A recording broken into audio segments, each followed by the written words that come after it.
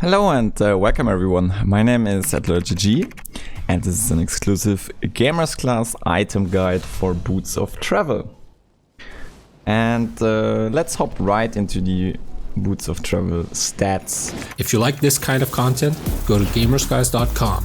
For just $10 a month, get your replays analyzed, watch masterclasses with pro players, join weekly coaching sessions, win prizes, and more with our Supreme Dota 2 membership. So Boots of Travel give a huge amount of movement speed compared to all other boots. Other boots sit around 50 movement speed. Boots of Travel sit at 110 movement speed.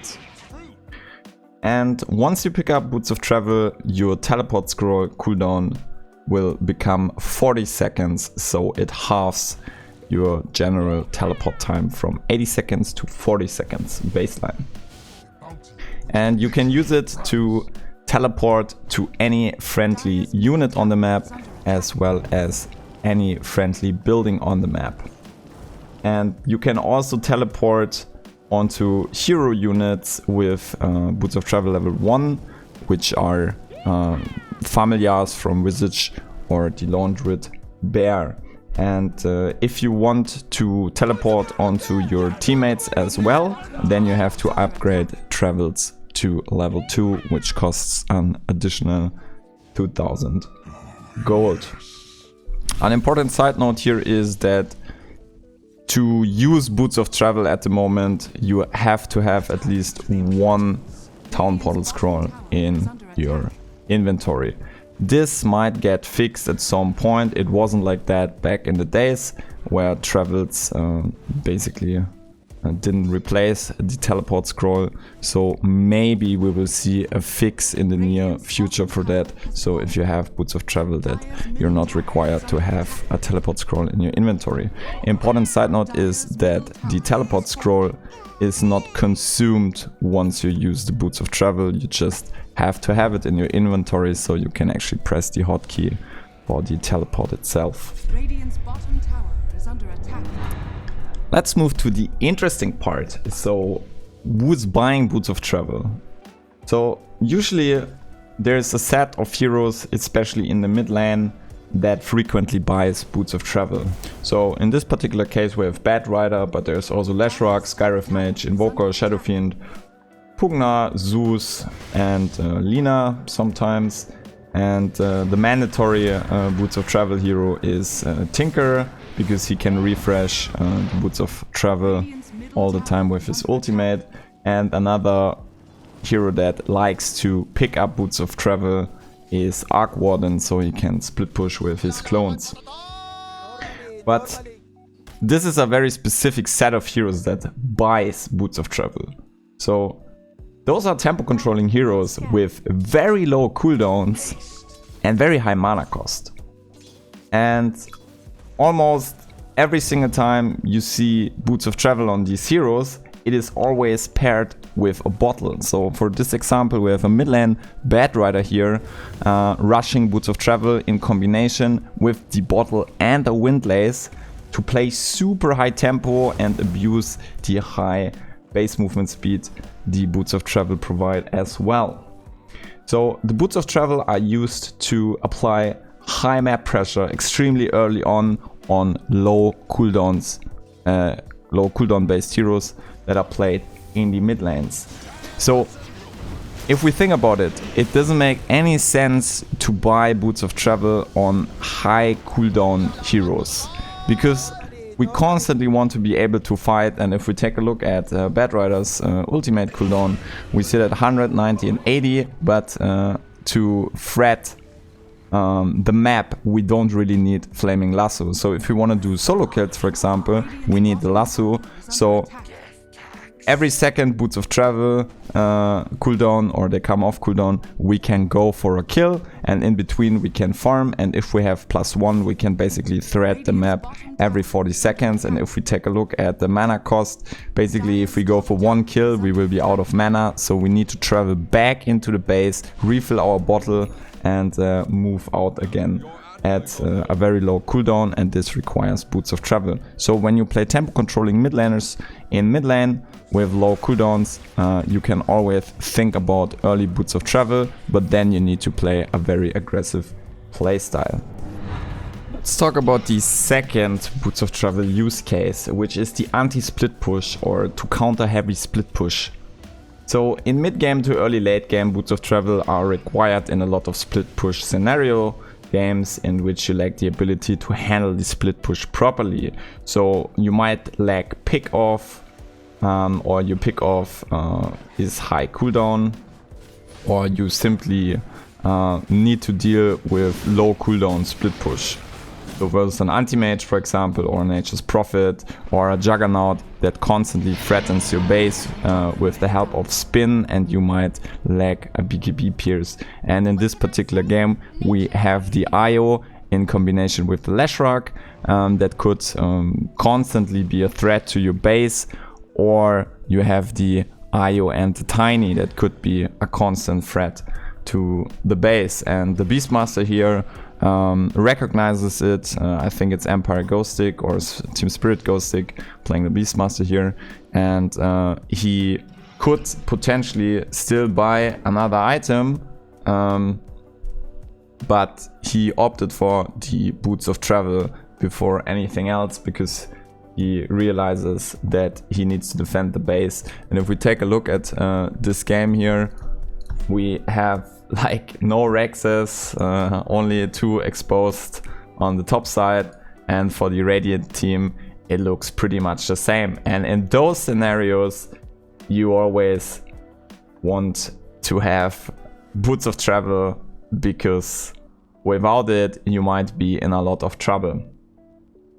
So avoid taking any form of building damage basically, and you try to release map pressure during mid game as well as early late game to late game, and picking up Boots of Travel in these kind of scenarios to deal with the split push is a very good thing to do.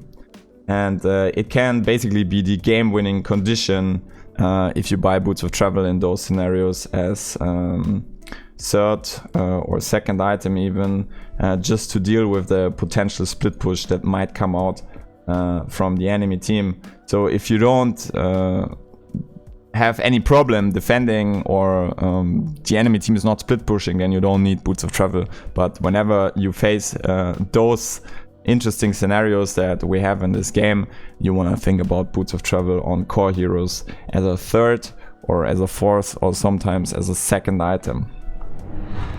Another scenario that you might encounter during your games is that you have to play a split push game on your own, and this is usually used when you need to counter teamfight lineups or lineups that you don't want to fight into. So in this particular game we have a Sand King here picking up Boots of Travel as third item around the 20-minute mark.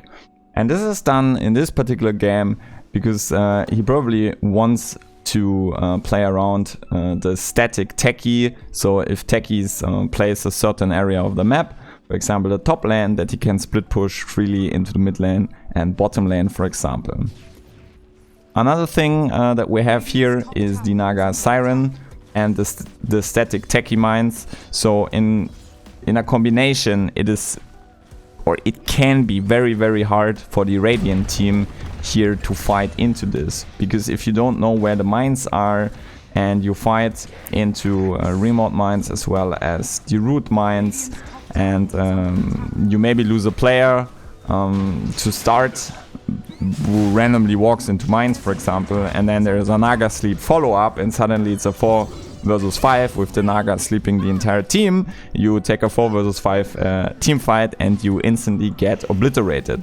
So the Radiant team basically doesn't ever want to fight, and they just want to farm and split the map as much as possible while applying as much pressure as possible to the side lanes. So basically whenever you have the feeling you need to dodge the enemy team because you simply cannot fight them, there can be other heroes in the game that might make it really hard. For example, if the enemy team picks a pure teamfight oriented lineup with a Tidehunter, for example, and a Warlock, and you lack teamfight, you never want to fight them, and in those games Boots of Travel around the 20-minute mark, like we see here, are a very common thing and a very good thing to do, because the enemy team wants to play as 5 or as 4, and you pick up the Boots of Travel to basically split the map as much as possible and try to break down their team fight, because the enemy team might have to split.